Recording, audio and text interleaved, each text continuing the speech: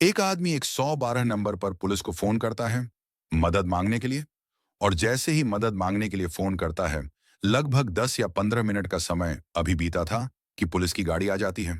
Police की गाड़ी जब आती है तो वो उस व्यक्ति को कॉल बैक करते हैं। कहते हैं कि क्या हमारी संजय से बात चल रही है। संजय कहते हैं कि जी हाँ, मैं बात कर रहा हूं। तो पूछा जाता है कि तुम कहां पर हो। तो बताया जाता है कि साहब, गली में एक प्ले स्कूल है, मैं वहां पर खड़ा हुआ हूं। आप कहां पर हो। वो कहते हैं कि हम रोड पर अपनी गाड़ी ले आ रहे हैं, तुम भी रोड पर आ जाओ। जैसे ही हमारी गाड़ी दिखाई दे, तुरंत हाथ देना और हम लोग रुक जाएंगे। जैसा बताया गया था, संजय ने ठीक वैसे ही किया। गाड़ी आती है, गाड़ी रुक जाती है। उससे पूछा जाता है कि आखिरकार तुम्हें किस तरह की मदद चाहिए। तुमने जो 112 नंबर पर पुलिस को फोन करके बुलाया है। वो कहता है कि साहब, उसकी 19 साल की लड़की है, नाम उसका मनीषा है। वो यहीं पास में गली में एक विद्यालय है, प्ले स्कूल, वहां पर पढ़ाने के लिए आती है। लेकिन जब शाम तक घर नहीं पहुंचती तो वो परेशान हो जाता है। मेरी बेटी को ढूंढने में मदद कर दीजिए। तीनों पुलिस वालों ने बात तो सीरियस तरीके से की थी, लेकिन जैसे ही बाप ने कहा मेरी 19 साल की बेटी लौटकर वापस नहीं आई है, तीनों ही पुलिस वाले आपस में हंसने लगते हैं। मुस्कुराते हुए कहते हैं, अरे भाई, कहीं भाग भूग गई होगी। तो जैसे ही ये बात सुनी जाती है, संजय को गुस्सा आ जाता है। कहता है कि साहब, मैंने इसलिए आपको फोन किया था। आप मेरी जिस मदद के लिए आप यहां पर आए हैं, आप मेरी मदद करिए। आप इस तरह की बातें मत करिए। जैसे ही बाप थोड़ा गुस्से में आता है, तभी पुलिस वाले एकदम शांत हो जाते हैं। उन्हें लगता है कि हाँ, शायद कुछ बात गलत बोल दी गई है। इसके बाद वो बोले, हम क्या कर सकते हैं। तो बताया जाता है कि साहब, वो दिन में कह रहे थे कि वो एक स्कूल पास में पढ़ता है, नर्सिंग का फॉर्म लेने के लिए यहां से गई हुई थी। तभी उन पुलिस वालों ने उस व्यक्ति को, जिसका नाम संजय होता है, अपनी गाड़ी में बिठाते हैं और सीधा उसी स्कूल, जो कॉलेज था, वहां पर पहुंच जाते हैं। वो बड़ा सा गेट होता है। हालांकि गाड़ी अंदर नहीं जा सकती थी क्योंकि गेट जो बंद था। आखिरकार छोटे गेट के रास्ते से अंदर पहुंच जाते हैं। वहां तीन लोग बैठे मिलते हैं। देखने में पता चलता है कि दो ऐसे थे जिन्हें थोड़ा सा नशा था। एक ऐसा लग रहा था जैसे क्या सामान्य है। तभी पुलिस वालों की मौजूदगी में संजय उनसे कहता है, हाथ जोड़ते, कि साहब, मेरी बेटी यहां पर आई थी, 19 साल की उम्र है, नाम उसका मनीषा है, क्या आपने देखी है। उनमें से कहते हैं कि यहां तो कोई लड़की वड़की नहीं आई है। वो कहते हैं, साहब, सीसीटीवी कैमरे दिखा दो। जो उन्हें सही से जवाब देने चाहिए थे, उन तीनों में से किसी ने भी सही से जवाब दिए नहीं। जो पुलिस आई थी मदद करने के लिए, उन तीनों पुलिस, आज की जो सच्ची घटना मैं आपको सुनाने जा रहा हूं। ये सच्ची घटना है हरियाणा प्रदेश के जिला भिवानी की। दरअसल जिला भिवानी में एक गांव लगता है दाढ़ी लक्ष्मण। यहाँ की रहने वाली एक लड़की, जिसका नाम मनीषा होता है, उम्र जिसकी लगभग 19 साल के आसपास होती है, जिसने भी एक महीने पहले ही यहीं पास का एक सिंघानी जगह लगती है, वहां पर एक प्ले स्कूल होता है, उसको ज्वाइन किया था। रोज वह घर से निकलती है लगभग 8 बजे के आसपास और सीधा अपने विद्यालय जाती है, पढ़ाती है, रोज शाम को वापस लौट कर आ जाती है। 11 अगस्त 2025 को सिंघानी प्ले स्कूल में जब वो जाती है, तो वहीं से लगभग 11 बजकर 23 मिनट के आसपास अपने पिता संजय को फोन करती है। कहती है कि पापा, आज थोड़ा देर हो जाएगी, थोड़ा देर से आऊंगी, क्योंकि मुझे बीएससी नर्सिंग का फॉर्म जो लेना है वो भरना है। बस वो अपने पिता को ये जानकारी दे देती है। उसके पिता कहते हैं, कोई बात नहीं बेटा, आराम से आ जाना, कोई दिक्कत नहीं, कोई परेशानी नहीं। बेटी की बाप से बातचीत होती हो जाती है। थोड़ा सा वक्त गुजर जाता है। इसी बीच में उसके पास एक और फोन पहुंचता है। जैसे ही वह फोन पहुंचता है, फिर से वह घर पर फोन लगाती है और फोन लगाने के बाद जब बातचीत करने की कोशिश कर रही थी, तो इस बार जो फोन उठाया जाता है, तो मौसी फोन उठाती है। मौसी पूछती है, क्या हुआ मनीषा। वो कहती है कि मौसी जी, मैंने एक सूट के लिए ऑर्डर किया था, ऑनलाइन वो आने वाला होगा, आप उसे ले लेना। वो कहती है, बेटा, हम तो काम कर रहे हैं, घर पे है भी नहीं। एक काम करो, तुम अपने दादा का नाम बता देना, और जैसे ही दादा का नाम बताओगी, वो तुम्हारे दादा को देकर चला जाएगा। ठीक है मौसी जी। मनीषा ये दोबारा बातचीत करती है और बातचीत करने के बाद यहां से वो अपने जो भी इसका आगे काम होता है, विद्यालय में अपने काम में जुट जाती है। दोपहर 1 बजकर 58 मिनट पर विद्यालय से जैसे वो बाहर निकल रही है, रोज वो आती है स्कूल की वैन से, और स्कूल की वैन ही उसको लेकर चली जाती है।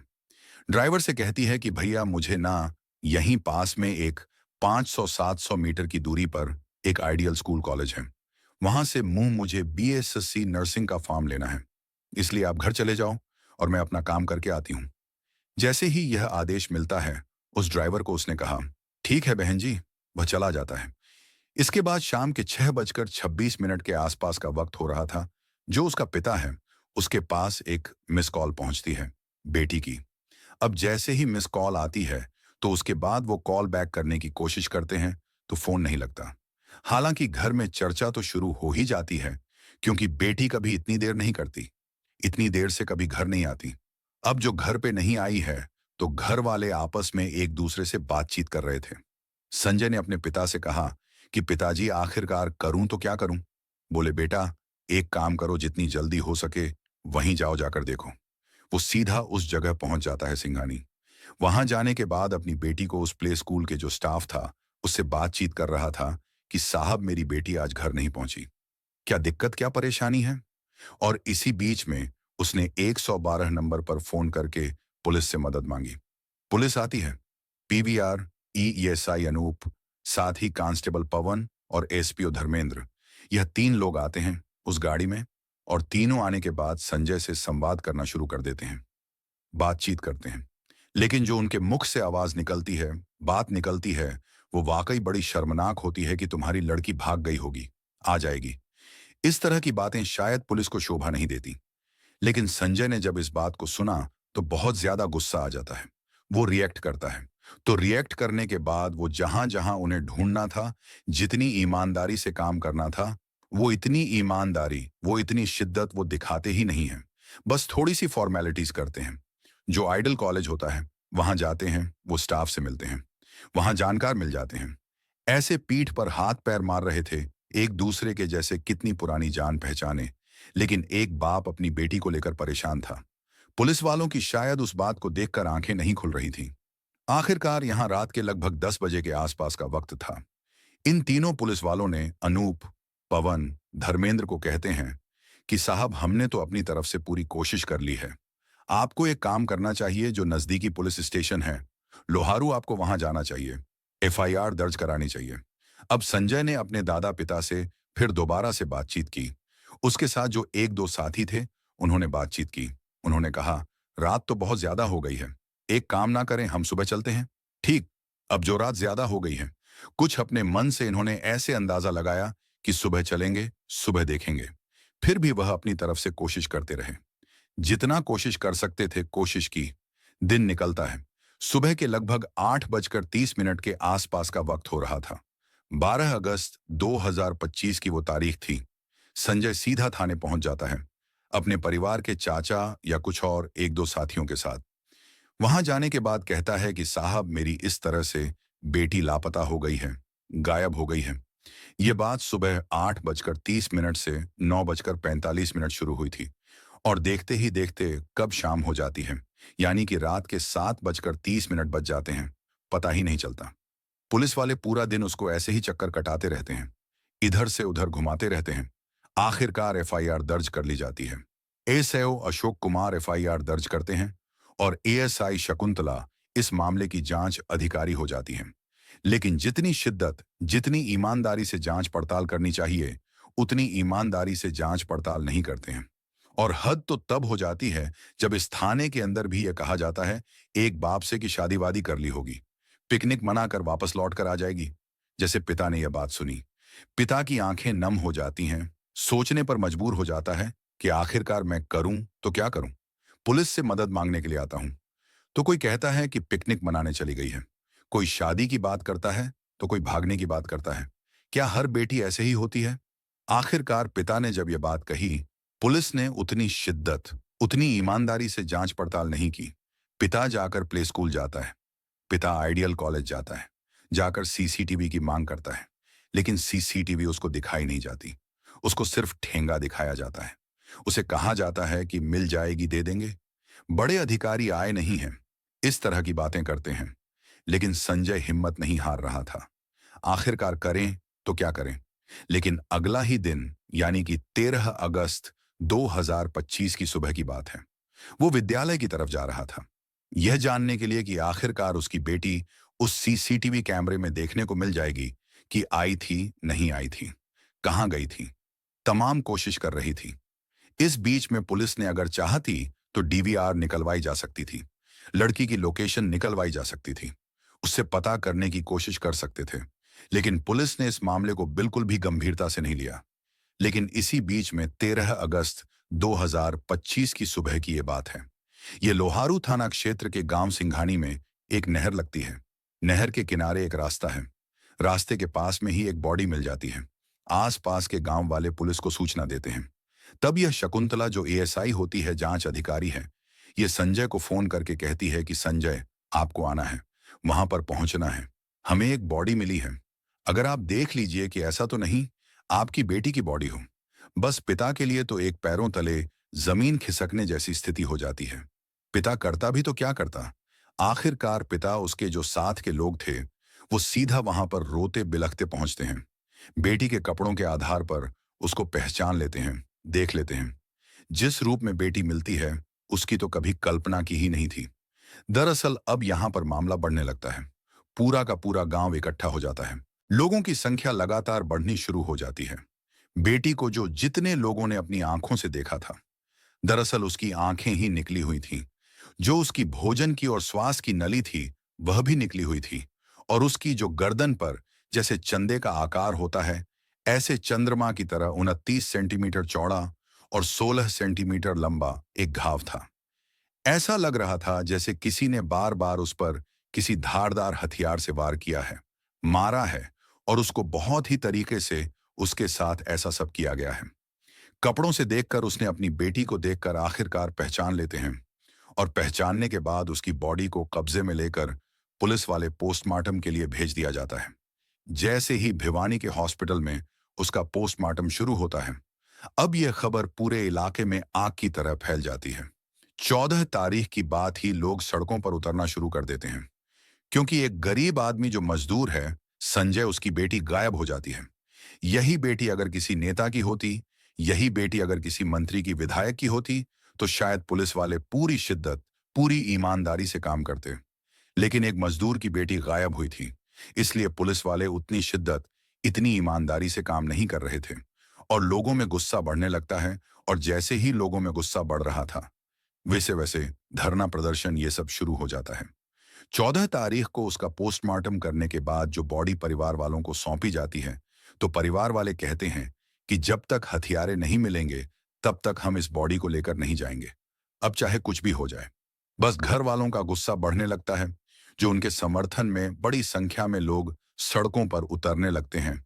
और उन्होंने कह दिया कि जब तक हथियारे नहीं पकड़े जाएंगे, तब तक हम बॉडी नहीं लेंगे।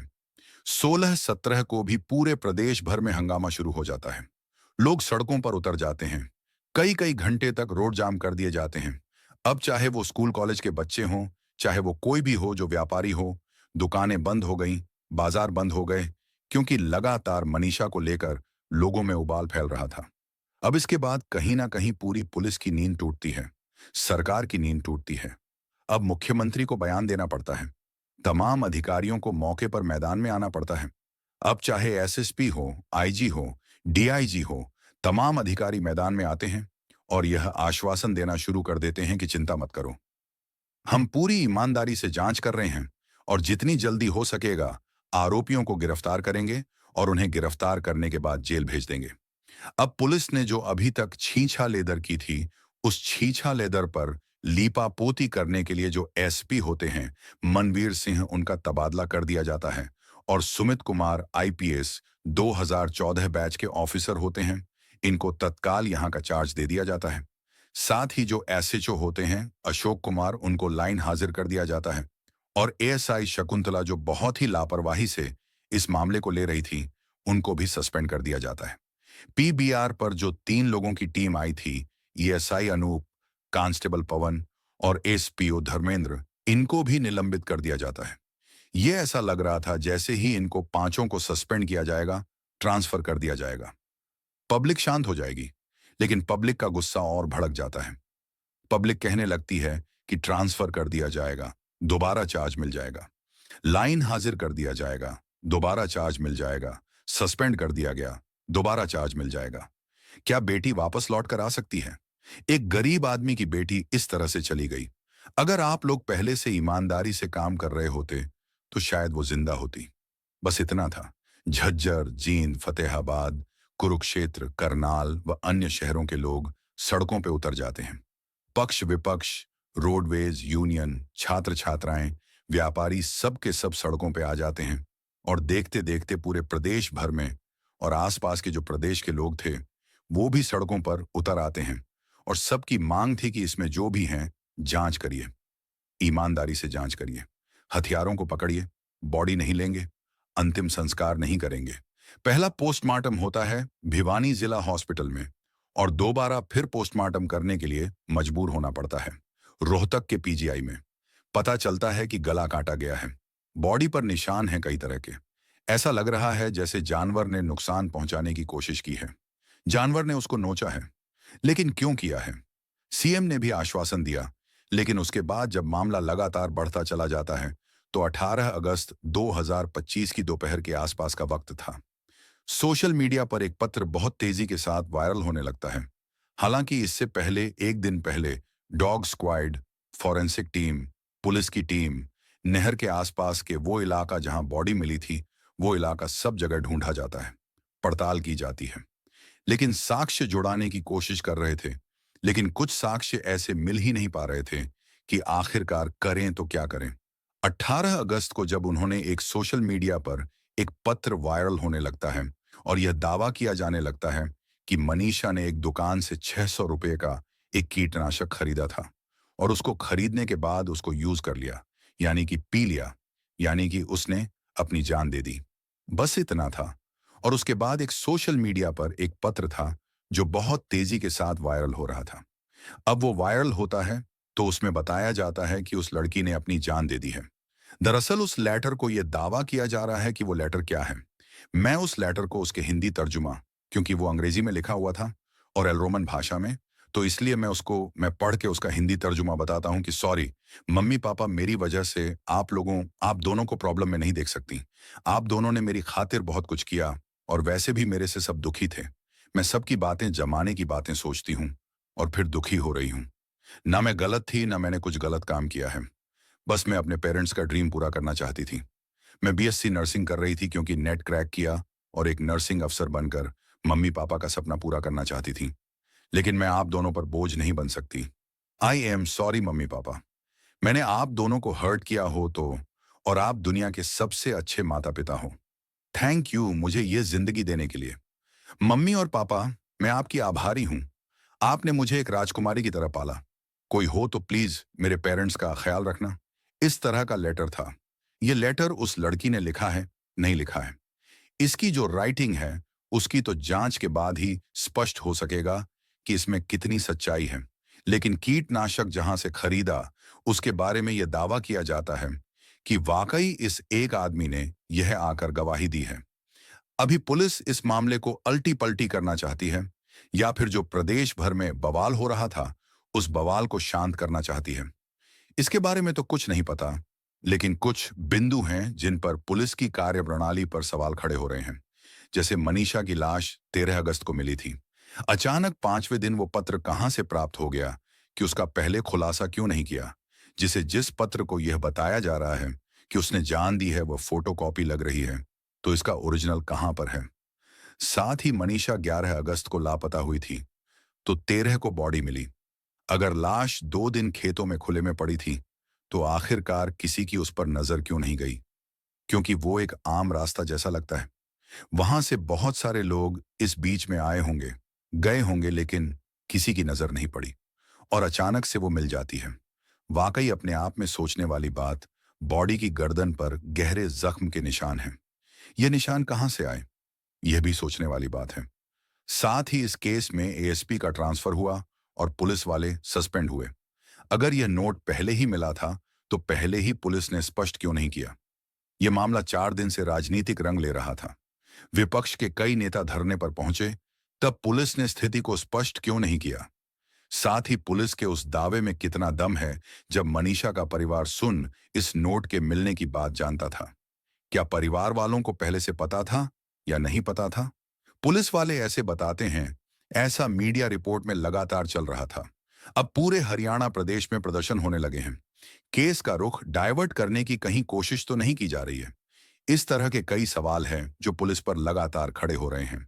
साथ ही यह भी दावा किया जाता है कि जो मनीषा की जो रिपोर्ट है, उसमें 5 ऐसे बिंदु हैं जिससे उसकी खुलासे होने में मदद मिल सकती है। पहला, भिवानी में 3 डॉक्टर के पैनल ने मनीषा के शव के किए गए पोस्टमार्टम की रिपोर्ट तैयार की है। साथ ही पीजीआई रोहतक में दूसरी बार किए गए पोस्टमार्टम की रिपोर्ट। इन दोनों का आपस में मिलान हुआ कि इसमें कितनी सच्चाई है, कितनी नहीं है। जो बताया गया है वो पहली वाली रिपोर्ट में कुछ अलग तो नहीं है, दूसरी में कुछ अलग तो नहीं है। इस तरह के पॉइंट साथ ही मधुबन फॉरेंसिक लैब में 10 सैंपल भेजे गए हैं। वहां से जो रिपोर्ट आएगी वो भी कुछ कहेगी, नहीं बहुत कुछ कहेगी। साथ ही पीजीआई रोहतक में मनीषा के शव पर जो डल्ले कपड़े को भी जांच के लिए मंगवाया गया, उसकी रिपोर्ट आएगी, उससे भी काफी कुछ हेल्प मिल सकती है। और शव जब लिया गया था तो उसके उस पर कुछ लार मिला था, उसकी भी एक रिपोर्ट आएगी और डीएनए से जो डीएनए रिपोर्ट होगी वो भी कुछ अहम सुराग दे सकती है। हालांकि ये 5 बिंदु ऐसे हैं जिन पर कुछ बहुत सारे दावे किए जा रहे हैं। अभी पुलिस किसी नतीजे पर नहीं पहुंची है। जो लोग हंगामा कर रहे हैं, विपक्ष हो या फिर बड़े बड़े लोग हों, वो कह रहे हैं कि इस मामले की सीबीआई जांच होनी चाहिए और सीबीआई जांच होने के बाद ही यह कहानी स्पष्ट हो सकेगी कि आखिरकार कितनी सच्चाई है। लेकिन पुलिस ने जो बात कही है या मीडिया में जो बात चल रही है, वो परिवार के गले नहीं उतर रही है। क्योंकि वाकई उस मनीषा नाम की जो लड़की है, वह बहुत सज्जन, सीधी और बहुत ही ईमानदार, जिसके बारे में पूरा गांव, पूरे परिवार के लोग सब उसकी तारीफ कर रहे हैं और तारीफ तक करते थक नहीं रहे हैं।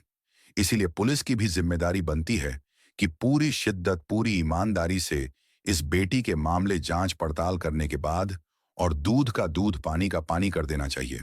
दोस्तों, इस पूरे घटनाक्रम को सुनाने का उद्देश्य किसी को परेशान करना नहीं है, किसी का दिल दुखाना नहीं है, बल्कि आपको जागरूक करना है। अगर आपको ये वीडियो अच्छी लगी हो तो शेयर और सब्सक्राइब जरूर करें। धन्यवाद।